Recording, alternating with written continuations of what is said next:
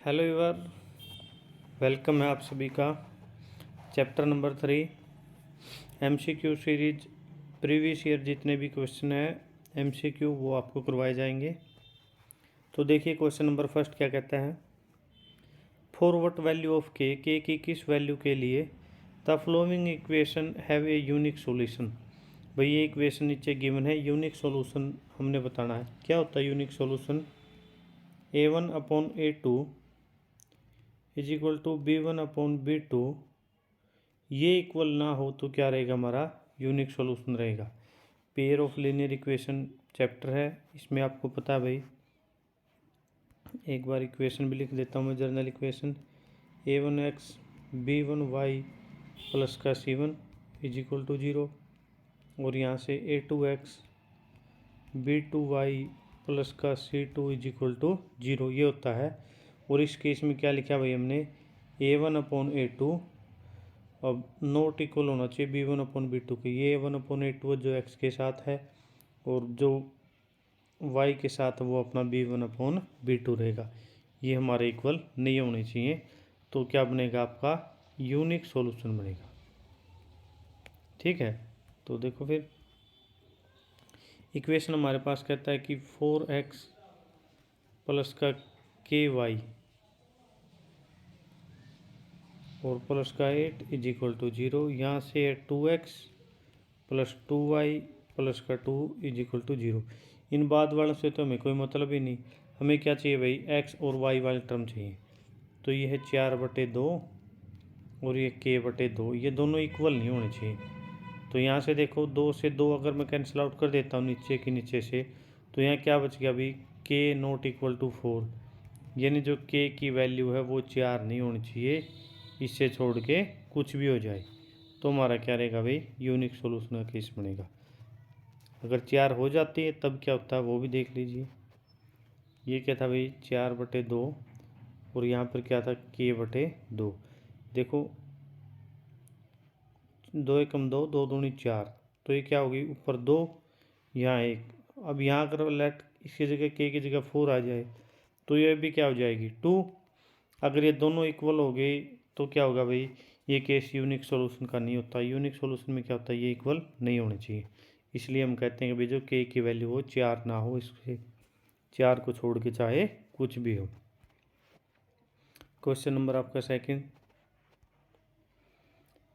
If in equation, ये equation आपके पास गिवन है A1x B1y plus C1 is equal to 0। Second equation है A2x B2y plus C2 is equal to 0।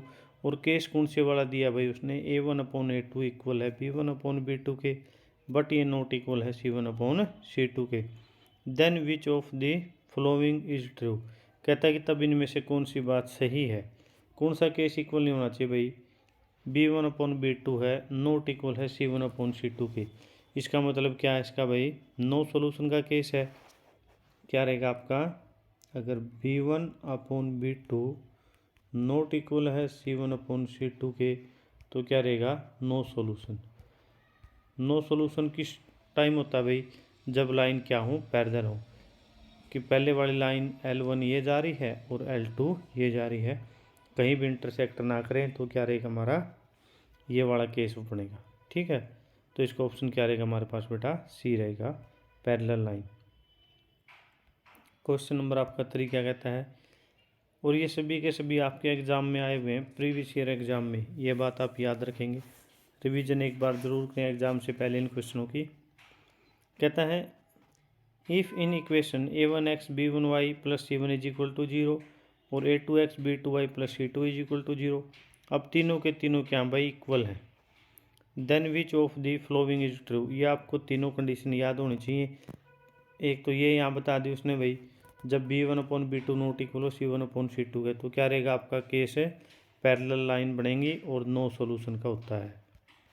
और जब कहता है कि तीनों की तीनों इक्वल हों तो क्या रहेगा भाई, इनफाइनाइट मैनी सॉल्यूशन रहेगा। तो क्या रहेगा भाई इनफाइनाइट मैनी सॉल्यूशन। और लाइन क्या रहेंगी, कोइंसिडेंट। कोइंसिडेंट होता है बेटा लाइन के ऊपर लाइन, पहली लाइन ये है और जब दूसरी ग्राफ बनाते वो भी क्या इसी के ऊपर आए बिल्कुल, वो क्या होती है हमारी कोइंसिडेंट लाइन होती है। तो मैनी सॉल्यूशन होता है इसमें। ठीक है, अगर आपको फिर भी ना समझ में आए, अपने चैनल का जो लिंक है उस पर जाके आप इस चैप्टर का इंट्रोडक्शन पार्ट देखें, वहाँ सब समझ में आ जाएगा। क्वेश्चन नंबर 4 देखो बेटा, कहता है कि फॉर व्हाट वैल्यू ऑफ के की किस वैल्यू के लिए जो ये नीचे इक्वेशन दी हुई है, infinite many solution. Infinite many solution का क्या होता है, होना चाहिए भाई A1/A2 B1/B2 और ये इक्वल होना चाहिए C1/C2 के, यानी तीनों इक्वल होने चाहिए, तब जाके क्या होगा हमारा इनफाइनाइट मैनी सॉल्यूशन का केस बनेगा। ठीक है, तो देखो इसमें कहता है कि k है /3, 4/8 और 6/2। देखो सभी में 6 एकम 6, 6 दूनी 12, 4 एकम 4, 4 दूनी 8। अभी क्या होना चाहिए, नीचे ऊपर वाले का डबल है, नीचे क्या है ऊपर वाले का डबल है। यहाँ 3 है तो यहाँ क्या होना चाहिए, k की जगह पे 1.5, क्योंकि 1.5 का डबल क्या होता है भाई 3 होता है। ठीक है, तो क्या चाहिए हमें k की जगह पर 1.5, तो ये क्या रहेगा इनफाइनाइट मैनी सॉल्यूशन का केस बनेगा। क्वेश्चन नंबर 5 देखो बेटा, लीनियर इक्वेशन हमें गिवन है, रिप्रेजेंट 5x माइनस का 3y इज इक्वल टू 6। याद रखेंगे आप जब भी कोई लीनियर इक्वेशन हो, लीनियर क्या भाई, इसमें पावर जिसकी 1 है और क्या हो 2 वेरिएबल में हो, x और y इसमें 2 वेरिएबल है, हमेशा ही ग्राफ क्या बनेगा बेटा, एक स्ट्रेट लाइन बनेगा। कब, जब लीनियर इक्वेशन इन 2 वेरिएबल हो, x y 2 वेरिएबल में हो और एक लीनियर इक्वेशन है, तो ये बात आप याद रखेंगे, हमेशा ही ग्राफ क्या बनेगा, एक है स्ट्रेट लाइन बनेगा। क्वेश्चन नंबर आपका 6 देखो, कहता है line represent the following pair of linear equation intersect at a point or parallel और कोइंसिडेंट। तो जो ये इक्वेशन है इनको देख के हमने बताना भाई इंटरसेक्ट करेंगी, पैरेलल रहेंगी या क्या रहेंगी, कोइंसिडेंट रहेंगी। ठीक है, कहता है 9x प्लस का 3y plus 12 is equal to 0, और आगे कहता है 18x प्लस का 6y plus 24 is equal to 0।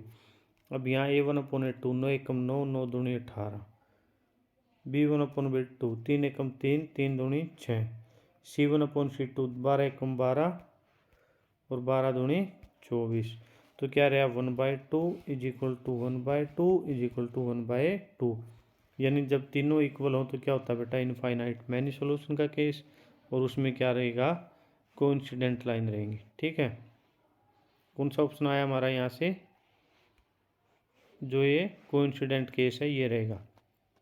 Question number आप देखिए 7, कहता है find the value of k the pair of equation. Pair of equation हमारे पास गिवन है, हैव ए यूनिक सॉल्यूशन। यहाँ पे है 2x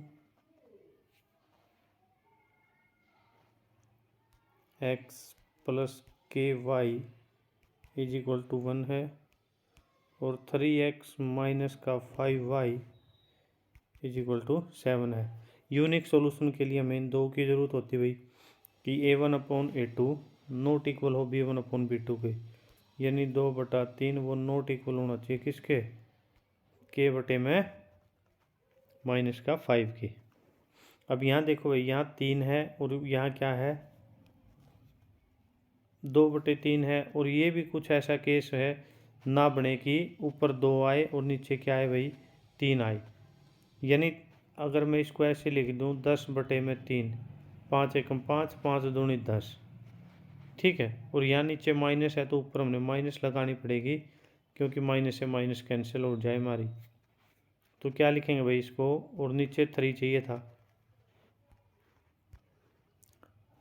ये केस बन गया आपका 2/3 एक तो, और जो सेकंड केस है यहाँ उसने k लिखा है और यहाँ लिखा 3। तो देखो बेटा नहीं, यहाँ उसने 5 लिखा भाई, 3 नहीं सॉरी, यहाँ 5 है। तो क्या लिखना हमने, A1 नोट इक्वल होना चाहिए B1/B2 के, A1/A2 नोट इक्वल हो B1/B2 के, यानी A1/A2 तो हमारा कितना है 2/3 आएगा। B1/B2 ये भाई k की जगह पे माइनस का 10/3 लिख दें हम, और नीचे तो ये 5 था ही, 5 एकम 5, 5 दूनी 10 हो जाएगा। तो क्या बन जाएगा 2/3, और 5 के आगे माइनस थी तो माइनस से माइनस कैंसिल आउट हो जाएगी। यानी हम कहेंगे भाई के की जगह पर क्या ना हो, -10/3 ना हो, क्योंकि जब के की जगह पर -10/3 हो जाएगा तो क्या बनेगा, ये 2/3 बन जाएगा, और वही हमारा A1/A2 था। ठीक है, अगर ऐसा होता है तो क्या रहेगा, ये हमारा केस कुछ और बनेगा, लेकिन अगर ये ना होगा तो क्या बनेगा, यूनिक सॉल्यूशन का केस बनेगा। ठीक है, डाउट, ये इसके इक्वल नहीं होना चाहिए के की वैल्यू।